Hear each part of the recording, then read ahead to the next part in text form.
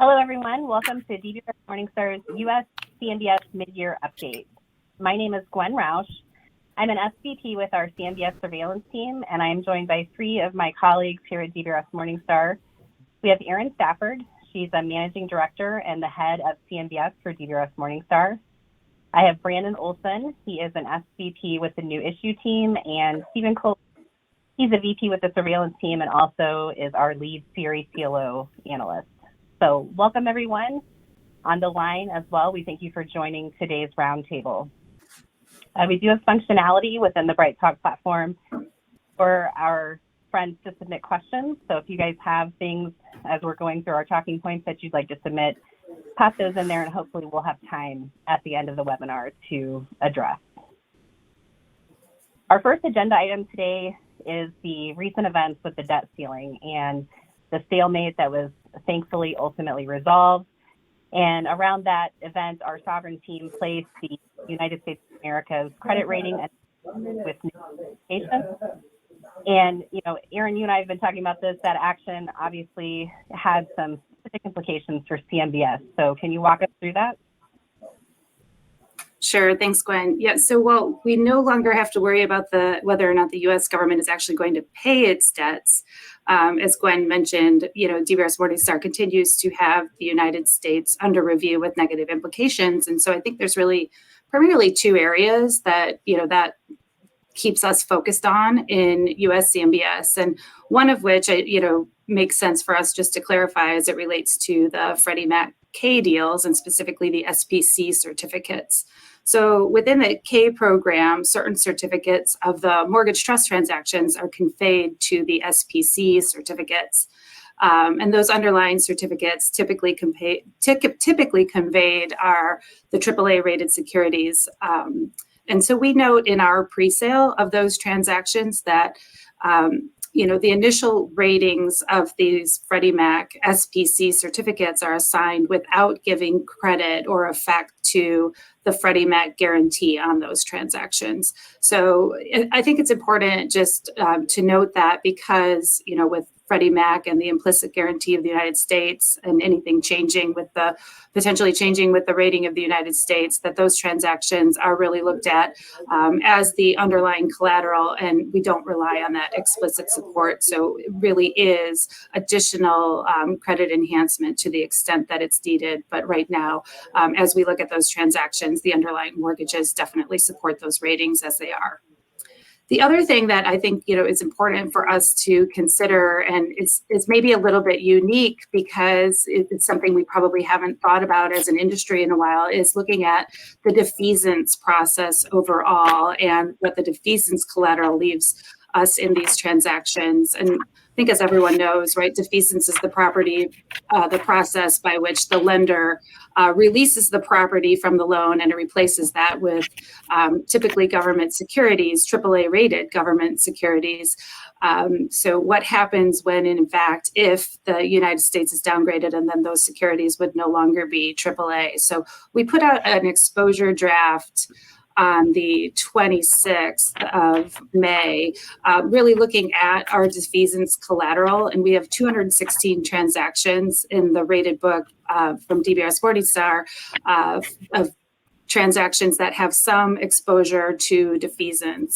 It ranges from 2 transactions that are 100% defeased all the way to a couple transactions that have, less than 1% defeased collateral. So if you look at how we've looked at defeasance collateral to date, we've basically treated it as risk-free. And so what happens should the United States government be downgraded below AAA? And I think that's one thing where, we're looking at these transactions and trying to see, is there, since we have about 10 transactions whereby we have more than 50% of the collateral is defeased, and so is that essentially then a flow through to the rating of the U.S. government? And what would happen should that be downgraded? Should we look at the timing of repayment of those defeasance collateral? A lot of those transactions are quite seasoned, and that defeasance collateral is paying within the next 6 to 12 months. So high likelihood that you'll get repaid and still maybe equivalent to a risk-free. So I think it's just one thing to keep in mind as we're looking at defeasance and, just it's more of an academic exercise, really. But should the government be downgraded, treating that collateral as risk-free probably would not continue to make sense. The last area I think is just worth mentioning, but we've looked at our book and don't consider ourselves to have huge exposure, is just as it relates to government tenants. And as we look at long-term credit tenants, if it was a AAA government tenant, we may consider giving it a lower vacancy or no vacancy and less tenant improvement or leasing commissions assigned to those types of leases. So if that rating were to migrate lower, it may have a higher vacancy applied and or higher below the line items applied, which ultimately then would impact cash flow of those loans. But I think at this stage, what we've looked at is not a huge exposure to government tenants in and around the rated book. So just wanted to let everyone know that, the team will be sure to send out our pieces both on the sovereign ratings and their actions. And then we put out 2 structured finance pieces, both focusing on what I just spoke about in terms of the K deals and the defeasance. Great. Thank you, Erin. On the topic of how the government is impacting what we're doing in CMBS, ongoing efforts by the Fed to curb inflation, and that has obviously put in some increases in interest over the 18 months, with the cost of borrowing increasing. That creates a lot of challenges for property owners who might be performing assets. Cost of secure or replacement loan is increasing for us. This has been really pronounced with borrowers seeking financing for office properties. So I know you've been with our colleague Erin. You've been working with our colleague Rachel Still. You guys have been looking at this maturity gap tool to identify those loans that could be challenged in this high rate environment. So can you walk us through that tool and talk about what's showing us? Sure. So actually, if you want to put up, we have a couple slides to go through this. If you want to throw them up there, we can look at the first one. But I think the interesting thing looking at the maturity gap analysis, right, is just looking at the fact that, in reality here, right, we have a higher cost of debt. And what does that mean? What does that mean for maturities, right? Are the borrowers going to be able to refinance? So we just published our monthly highlights on the CMBS sector and, focusing really on trends of performance within the sector. And one of the things that we always look at is the maturity payoff rate. This month, Steve noticed that the maturity payoff rate fell for the 3rd straight month, sinking to 47% from 55% in April. So, less of the loans that are maturing are able to successfully pay off on time.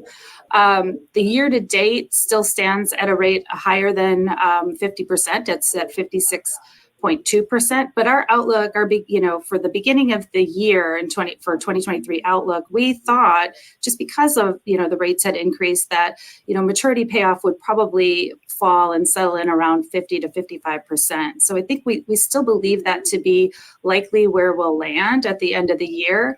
But I think what we wanted to do, with CMBS not necessarily being a top-down asset class, we did want to develop a tool that could help us look at which loans we may want to look at more specifically in our surveillance process that might be susceptible to this maturity gap or frankly just loss, right? Just due to the erosion of equity.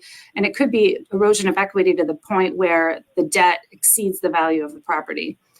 So what you see on the screen is our maturity gap analysis. And we did this by looking at the most recent reported cash flows submitted by the servicers and adjusted the loans to current market rates and what we're seeing as corresponding debt service coverage ratios of where we're seeing new loans get done to look at really the capacity of debt for these loans that are upcoming and maturing. And I know the words on the screen are pretty small, so we can definitely send these around as well, but I'll talk you through it. So what we're seeing in those first two, well, the first bucket is loans that have matured. And obviously loans that have matured, they've and have not refinanced, those loans have a pretty significant maturity gap, and that's probably an obvious statement.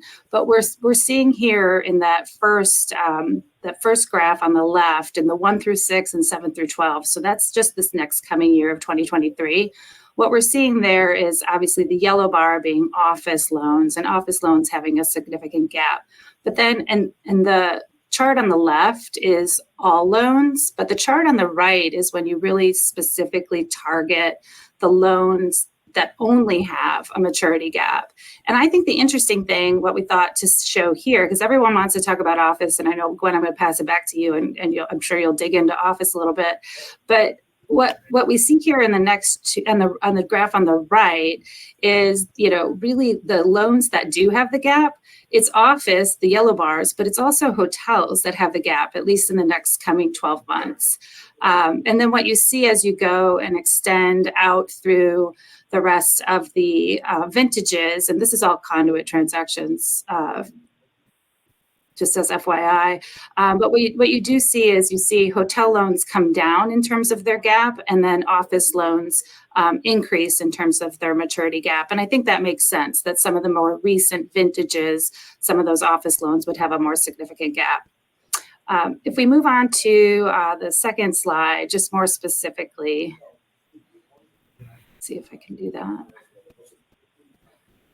Yeah, I think the interesting thing here, so these are just focused on the next, 2023 maturing loans over the next 12 months. And again, same kind of, if you follow what we did on the first slide, the first on the left is all loans, and then moving to the loans that just have the gap is on the right. And so you see, like, there's a lot of office loans that have a gap. So it's a more prevalent in that entire sector. But then when you move over to the gap loans only, they have less of a gap than maybe the hotels. So this is just a little bit more in terms of, focus of where we can look at loans that are maturing. And then, then you've got multifamily and retail that are have less of a gap. And obviously, as these are more conduits, so there's not a huge multifamily cohort there. So I think it's really interesting that, we're able to use this and look at, having this identify for our surveillance analysts which loans they're going to want to focus on a little bit more as we're coming through our annual reviews. But Gwen, I think, as I kind of mentioned, top down is pretty difficult for CMBS.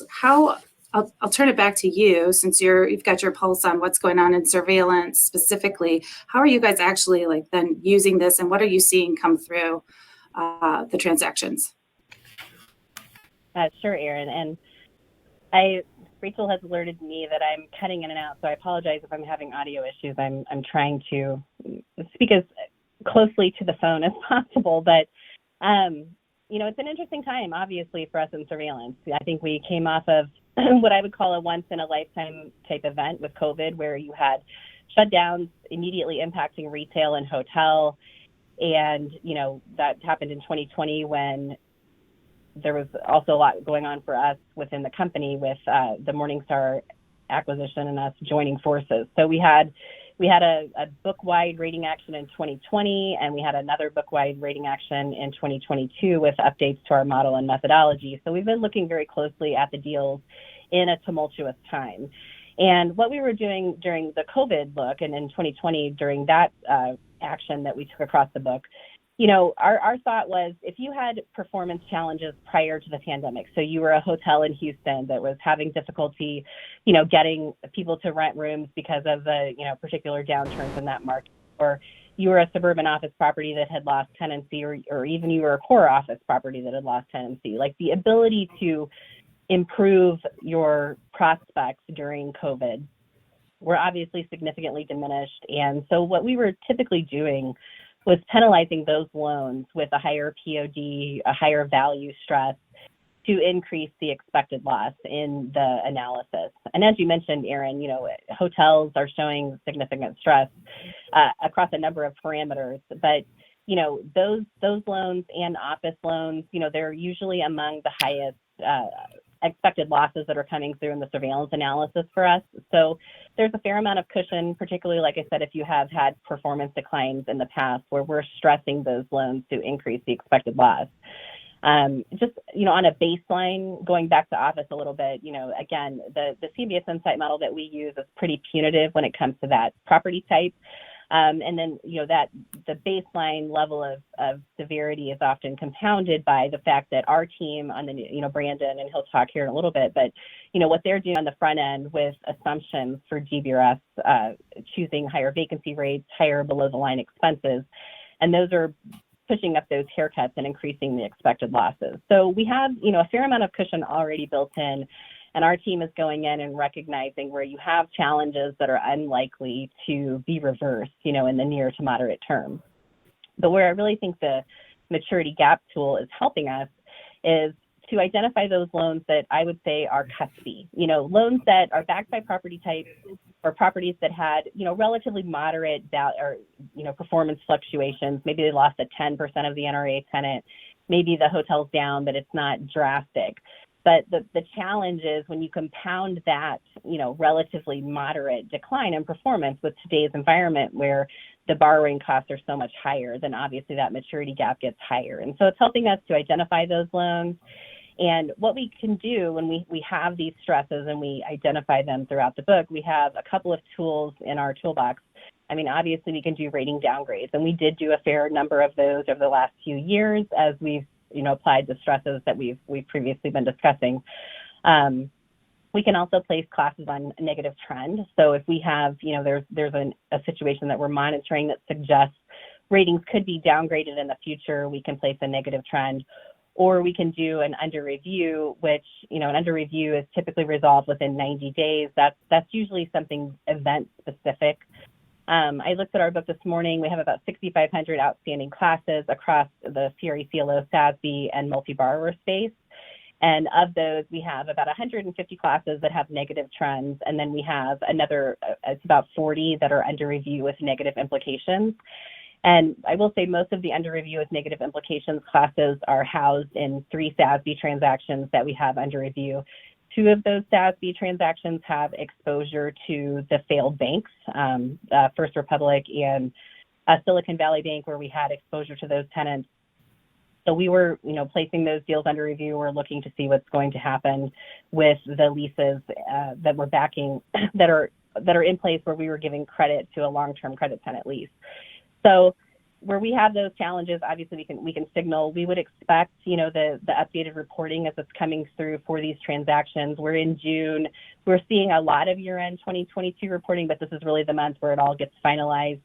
And we would expect, across the sector to have those numbers. We can update the analysis in the maturity gap tool. We're obviously looking at the latest and greatest information.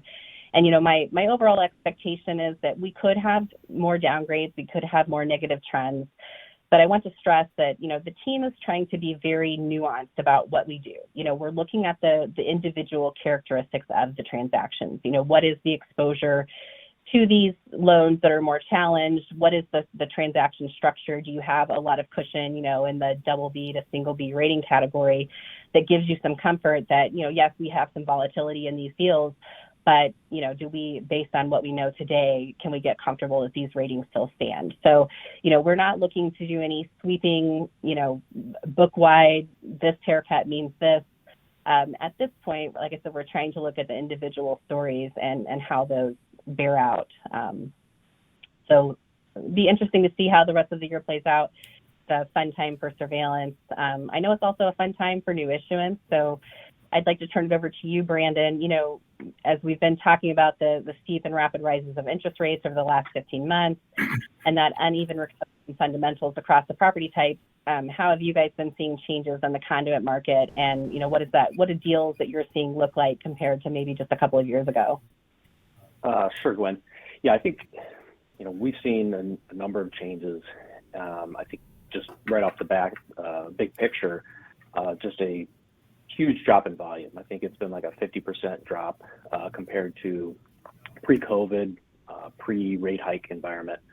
So for 2023, there's only been $7 billion of volume pricing across 9 deals through May. So that's, that puts us on path to 15 billion by the end of the year. So pretty small in terms of overall issuance. And I think one of the things that we've noticed, somewhat surprising trend though, is kind of the declining executed credit enhancement levels in these deals in the face of what we view as really kind of eroding credit trends in some of these conduit transactions. So we analyzed about 35 transactions starting sometime, late 2021 through the first part of 2023. And one of the things that we noticed right off the bat was kind of this inflection point in May of 2022. And that really coincides with, the Fed's second rate hike and really the start of their almost monthly kind of aggressive interest rate increases. So certainly there's a correlation there.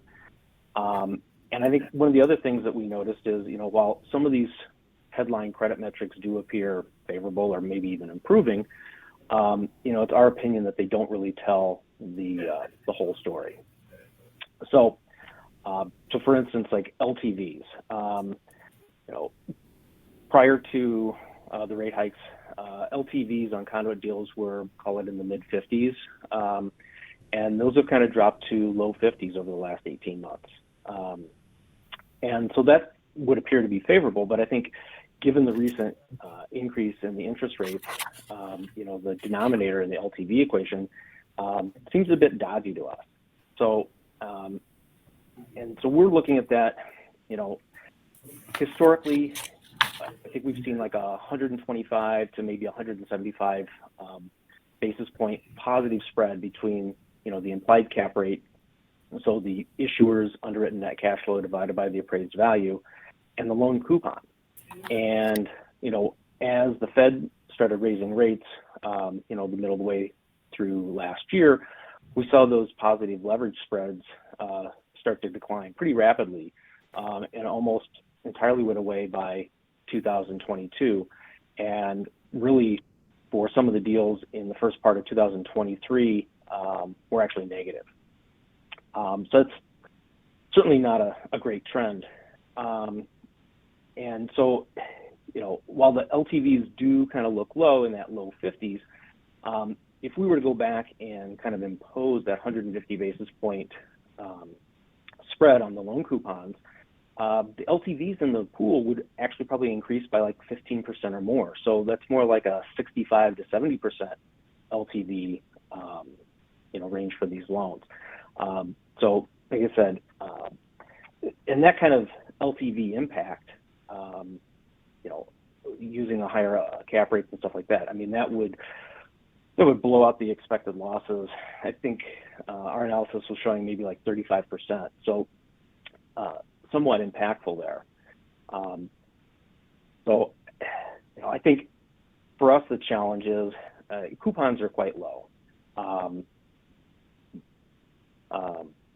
Or coupons are quite elevated in this current market. So the current risk-free rate with the loans carrying interest rates maybe about 300 basis points above the 10-year treasury.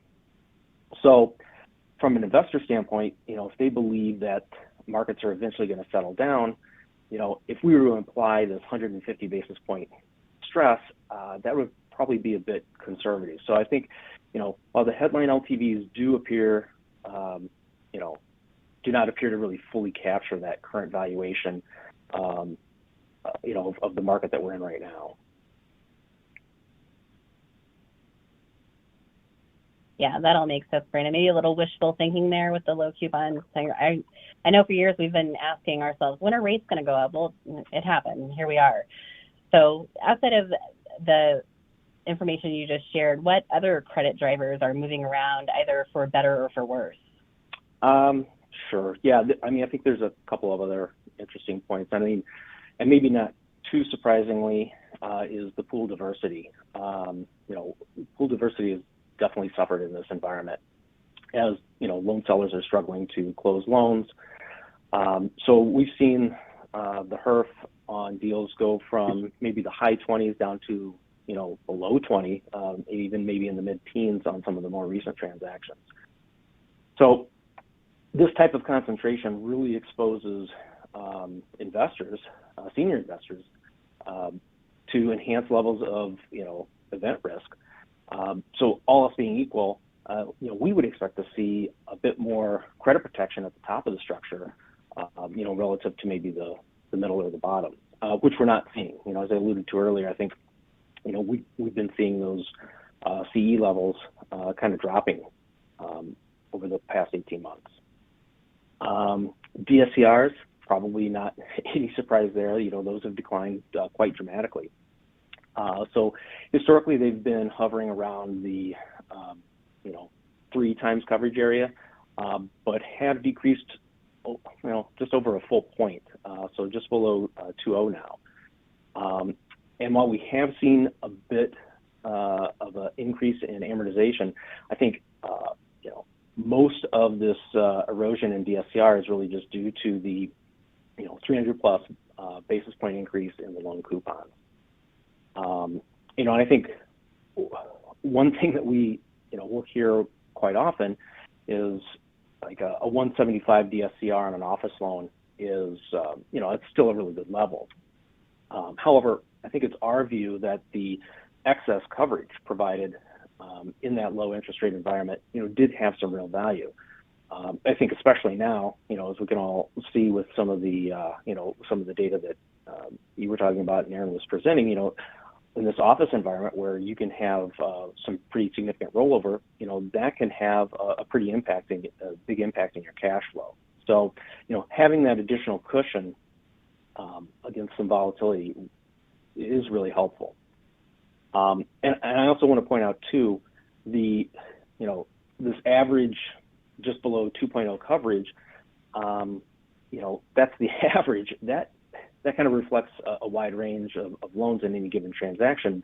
But what we're starting to see is more loans in the below 1.50 times coverage range, and also the introduction of loans below a 125 coverage, which, I don't think we've really seen that in recent history on stabilized conduit loans. So also not a very positive trend.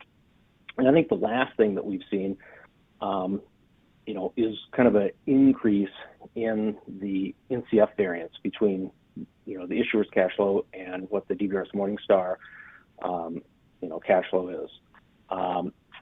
So we went back and we looked at about 50 conduit transactions since the start of 2019. And, the trend has been, every deal up or down, but from the start of 2019 through, again, mid-2022, that average variance was about minus 13%. But starting in June of 2022 through the first part of 2023, that variance went up to 17%. So pretty sharp increase in a short amount of time. And, that was across all property types, but the two that had the largest increases were lodging and office. So, kind of tying back into what Aaron was talking about earlier, there's some, differences that we're seeing there. I think for the office ones, it's going to be largely due to vacancy, increases there, as well as increased leasing costs. We've been seeing a lot of increased TIs and leasing commissions across a number of markets where, as leasing has struggled, they're having to offer more and more enticements to tenants and even brokers to get tenants to commit. So, and those are really just things that we've always done, but we're seeing that uptick, and so it's causing those variances to widen out. Yeah, those are all great points, Brandon. Going back to the coverage for office, we typically hear too, well, look at all the structure we have around this, because, with an office property, typically you have a high concentration of tenants. And so, baked in that high DSCR might be a tenant that's representing, a third of the NRA and 25% of the rent. And so you have a situation where, if that tenant rolls and they don't renew, your drop to the DSCR isn't a precipitous decline. It's a drastic hit to that cash flow. And so, sometimes, we'll see structure built in where it's a DSCR trigger that will trigger a cash flow sweep or something like that. And I'm always amused in a situation like that because it doesn't happen that way. On the surveillance side, we don't see, a 2x DSCR on an office property, precipitously decline to a sub 1 level or a 1-1 or something like that. It's typically in a big event where you lose a lot of cash flow in one fell swoop. So, we're definitely paying attention to those.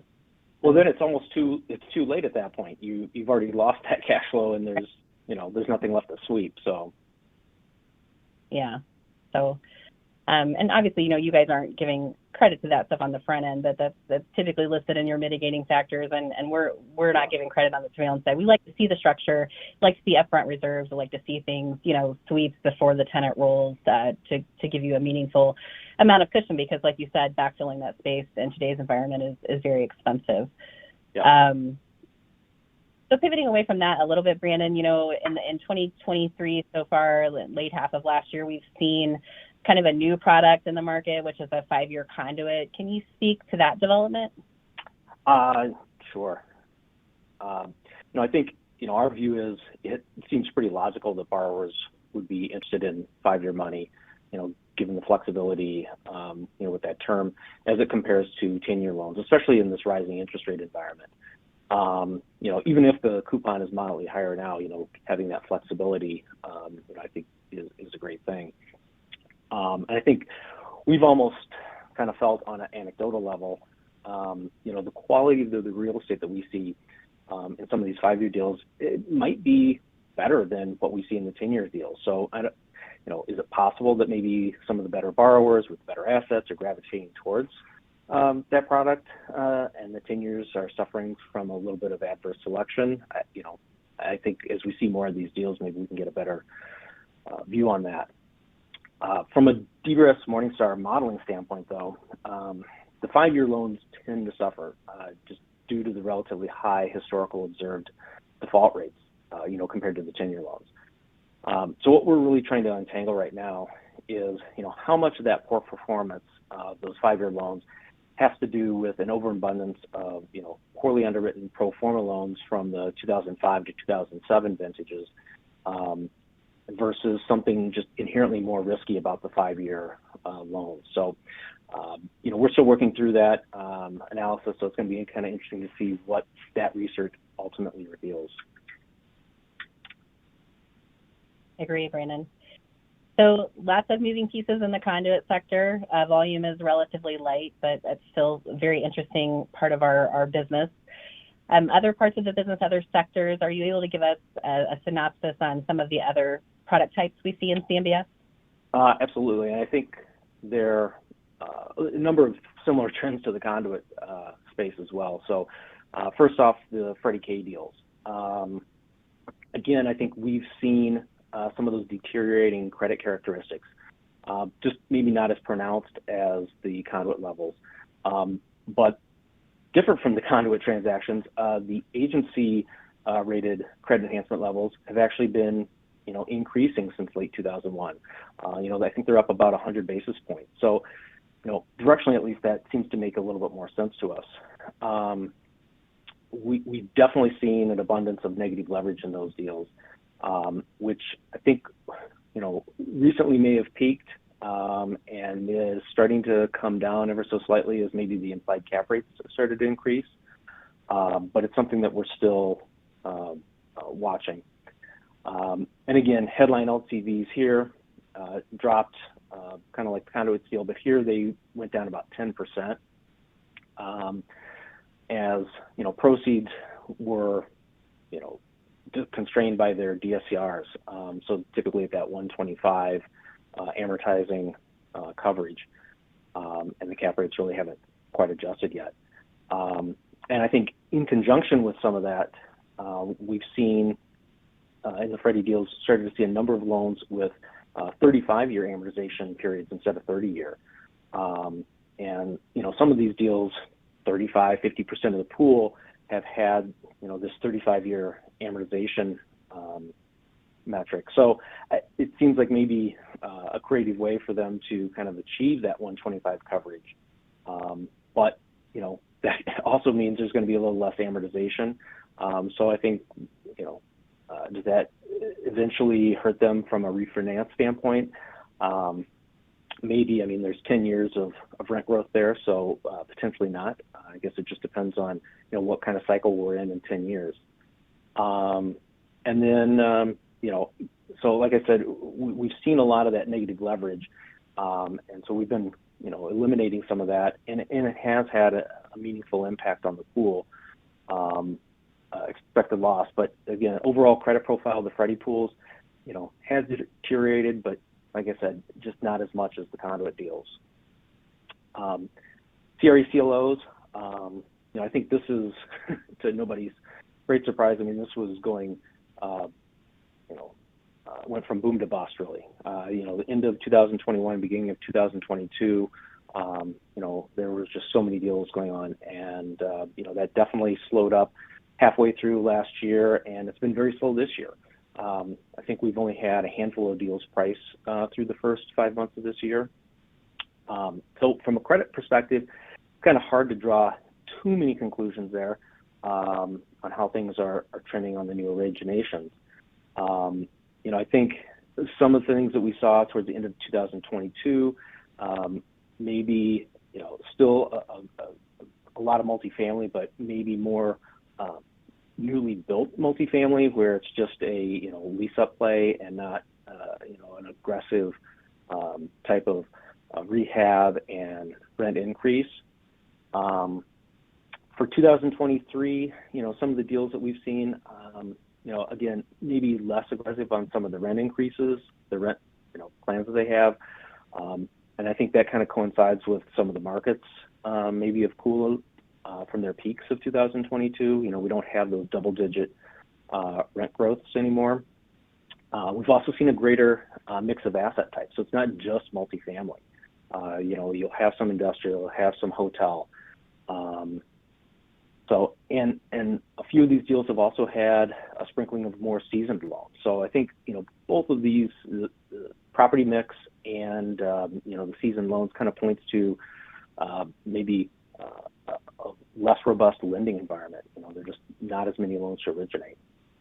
And then I think the last thing with the CRE CLOs is kind of timing, just seeing the deals taking a little bit longer to get done, pauses, more late loan drops and adds. So I think it adds to, or kind of shows the complexity of some of the deals in this environment. And then for the SASBs, kind of like conduits as well. Volume is down more than 50% year to date, with only 9 transactions pricing this year. I think interestingly, though, we've done preliminary feedback on about 35 potential SASB deals. And I think there's like another 10 or so that we've got in the pipeline. So hit rate on that isn't obviously that positive, and it appears that the looks that the borrowers are taking aren't necessarily translating into closed deals. And I think a few of these deals too have, they've decided not to go the SASB route, and they've been sprinkled into a bunch of the conduit transactions that have gotten done. So there's some of that going on too. The other kind of interesting fact with the SASBs, in those 9 loans, we saw, pretty much all the different property types, but 4 of them were hotels, which is a high percentage, but I think it makes sense because, these hotels were kind of backed by higher end leisure-oriented hotels or, extended stay type or economy products that really fared well during, or fared better, I should say, during COVID, but have had tremendous rent growth post COVID. So, it makes sense that we would kind of see those. And then I think, the last point, similar to the CLOs, is timing. The deals are seeming to take a little bit longer to get done, kind of at the end of that transaction. So, we don't really have great insight to it, but it would seem like maybe there's a lot of discussions happening surrounding the structuring or the pricing as those deals kind of get wrapped up. So that's really all I have on the new issue side. That's great, Brandon. Thanks very much. Speaking of the CRE CLO sector, I know, you mentioned it's been kind of a snoozer of late, but not on the surveillance side. We are very active in processing new loan requests that are coming in and doing reviews of our rated books. So I'd like to turn it over to Stephen and ask, are there any trends in that sector that are sticking out to you that you'd like to share? Yeah, Gwen, thank you. So I think, first off, I just would kind of jump into what we're seeing in terms of increasing delinquency, special servicing, modification rates over the past year, and then can kind of touch on some more anecdotal things that we're seeing. So in terms of delinquency, at the end of Q1 of this year, the rate was up to 2.86%, and that's a little over $2.2 billion, and that is up about 170 basis points from Q1 2022. And then kind of looking at, the stepchild here in office specifically, the office specific delinquency rate is 11%, and that's a total UPB of 1.2 billion, and that is an increase of almost 8% from Q1 2022. So pretty drastic increase just with office collateral. And then, just to touch on multifamily as well, because, no one property type is immune in the current rate environment that we're experiencing currently. Multifamily delinquency rate was 1.2%, and that's up about 50 basis points just from Q4 2022. And then touching on the special servicing rate, we're still below 1% total for the entire universe at 94 basis points, but that rate has increased every quarter over the past year. And then regarding the modification rate, it was 6.6%, totaling about $5 billion as of Q1 2023. And right when the advent of the pandemic occurred, the high was 10% at Q4 2020, and that had decreased since that time down to 4% in about August 2022. But since that point, we've seen an increase in the modification rate. And kind of not surprisingly, office and hotel loans seem to be driving the increase there with a property-specific modification rate of about 17% and 21% respectively. Thanks, Stephen. As a proud member of the stepchild community, I would like to apologize on us for you using that moniker. Any general factors leading to the increased modification rate? Yeah, so I think, first and foremost, as kind of has been the theme on this webinar here, the increased interest rate environment has, had a dual impact here, primarily increases in debt service, and then, for the loans, or borrowers, I should say, trying to complete their business plans during their loan term. And then when you look at the exit strategies, whether it's a slowed investment sales market, property sales market, or, just harder to get refinance capital, those factors are definitely the number one reason that we're seeing an increase in modifications. But again, as Brandon mentioned, we are seeing some rental rate growth slow down in select markets for multifamily properties. And then just the general demand for office collateral, whether it's tenants, investors, lenders, that has certainly taken, has seen a decline in the past year or so. Yeah, definitely some very specific challenges for this sector. Regarding those challenges, what's the solutions that you guys are seeing when you're looking at these deals for borrowers who have challenges and are taking steps to improve the property and loan performance? Yeah, good question. So I think, first, I definitely want to note that, it's not always doom and gloom. The majority of the borrowers, are successfully achieving those business plans, whether it's, renovations across multifamily or commercial buildings. We're seeing increasing rental rates, occupancy rates, cash flow. That's not just multifamily. We see it across all property types.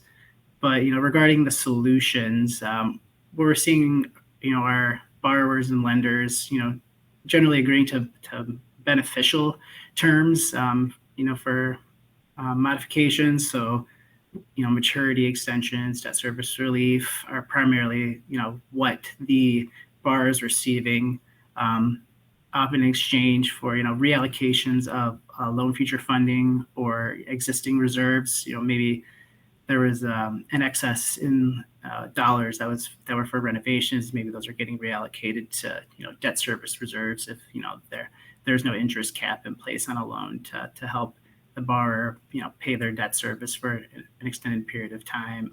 Maybe there have been loan curtailments, a purchase of a new interest rate cap agreement, fresh equity infusions. So I think at the end of the day, we're seeing most borrowers contributing some form of fresh equity to get these loan extensions, or maybe a debt service relief, and maybe a change in the floating rate spread on their loans. But those are kind of the things that we're seeing right now.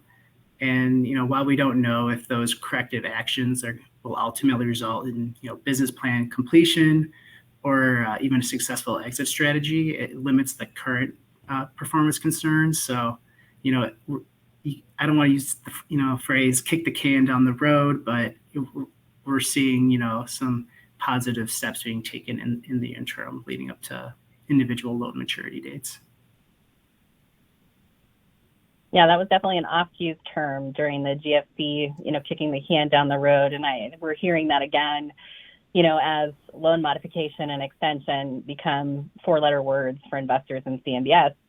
On the surveillance side, when we're seeing that stuff come in, I think something you said was very important: mutually beneficial loan modifications, where we have, this is a very unprecedented time, and it is a time that came quick and fast. And I think borrowers and servicers alike are doing their due diligence. They're acting in good faith to resolve issues, but sometimes time is what you need. And I think where it makes sense, where we have equity infusions, whether it's in the CRE CLO sector or elsewhere within our rated book, we're typically, looking at that. We're carefully looking at the terms and what's happening and what's driving the need for a loan modification. But, when you have a borrower coming to the table with additional equity and renewing the commitment to the loan, we're generally viewing that as a positive development.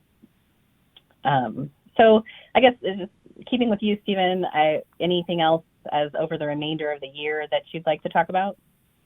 Yes. So, another thing that we've seen in recent months, we're getting some redemption notices for some 2019, 2020 vintage transactions. So, those deals that experienced a lot of repayment over the past year or less, whether they were, managed deals or static deals to begin with. Now, loan repayments are amortizing the bonds. So, we're seeing some more of that. We're obviously keeping an eye on, the loan maturities throughout the end of this year, which when we spoke earlier this year, about half of those loans by UPB were multifamily, 30% were office, and then 8% mixed use, 7% hotel. So, obviously still a lot of multifamily loans, which have a higher success rate in paying off or being sold. But beyond that, another thing that we are keeping our eye on, and I think myself and my colleague Bill Tierney eagerly watch every month as more deals, whether they're managed or static, they approach the end of their reinvestment or replenishment dates, whereby the collateral managers are no longer able to contribute additional collateral to the deals. So I don't have the stats on deals with replenishment, which we kind of view those as static, where collateral managers can bring in advanced future funding on existing loans into the trust. But regarding managed transactions, there were 30 deals throughout 2023 that have end dates on the reinvestment periods. So as through May, 7 of those had ended. So we've got 23 deals throughout the rest of the year where those dates will hit. Those deals have a cumulative bond balance of about $21.5 billion. And, with those deals currently, or through May reporting, I should say, there's $767 million of available cash in those deals.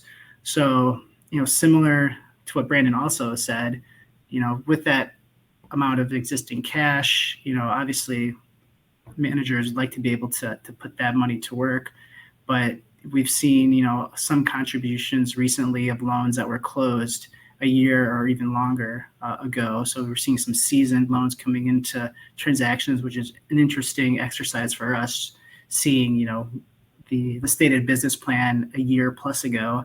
And then when we're seeing it, day one for us, like our borrowers actually hitting on those goals that they set a year ago.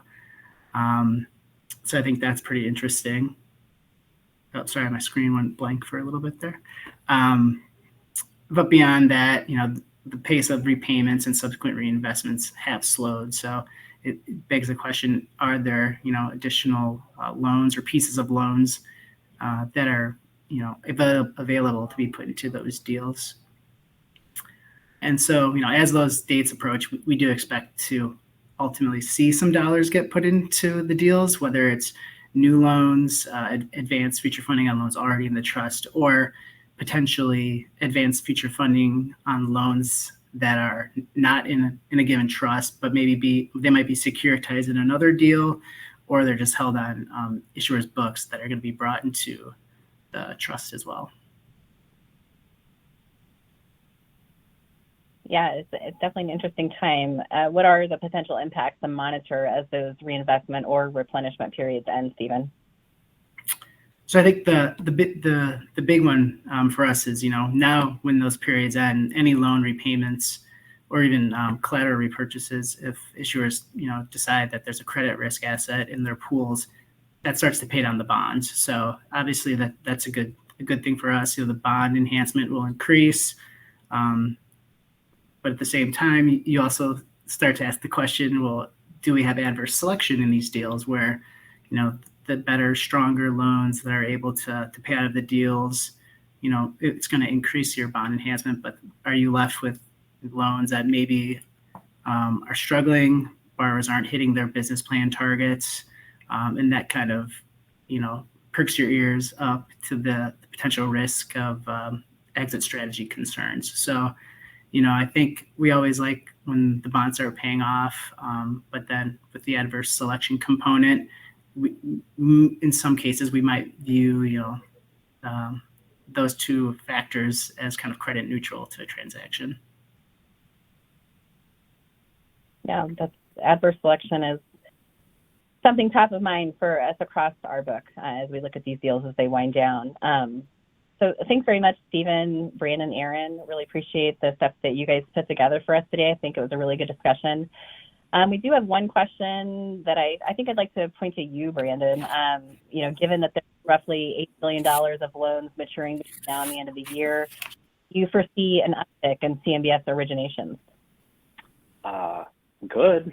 I mean, I think it's going to depend on, didn't we expect that a few years ago with all was it the 07 maturities or, and that kind of didn't really come to fruition. We didn't see a lot of those loans come back to CMBS. And I think, maybe we lost some of those to the balance sheet lenders, to regional banks. So I think if the regional banks are going to continue to stay kind of on the sidelines and not have an appetite for, more real estate exposure, then that certainly opens up the possibility for, CMBS originations. I was looking at some of my charts here. I think interest rate environment in 2013 was, in the high fours. So, it's not that dissimilar from where we are today, maybe certainly a little bit lower, but theoretically there's been a substantial amount of valuation appreciation since then. So, I guess the hope would be that there wouldn't be a lot of cash in refinancings on that you could still be either cash neutral or probably cash positive. But I think it's going to depend on the type of loans too. I think the office product is certainly going to be challenged, just given all the headwinds we're facing today. So, is anybody really that bullish on originating office loans? And if they are, it's probably going to be the better in class type of properties, and hopefully they have some of those, triggers in place and structure around the rollover. And, is that something that the borrowers are going to want to do? So it's certainly possible. I think we'll just have to see as the year plays out if that comes through. But, I think I said, we've had 9 of those deals. They've been kind of coming in at a reasonable pace. So maybe they'll continue to come through. And maybe that'll help a little bit on the diversity as well. But Yeah, I think all that makes sense, Brandon. All right, well, that's the end of our questions. We're happy you guys joined us today. We're looking forward to seeing everyone next week at CREFC, and have a great rest of your day, everyone. Thank you. Thank you.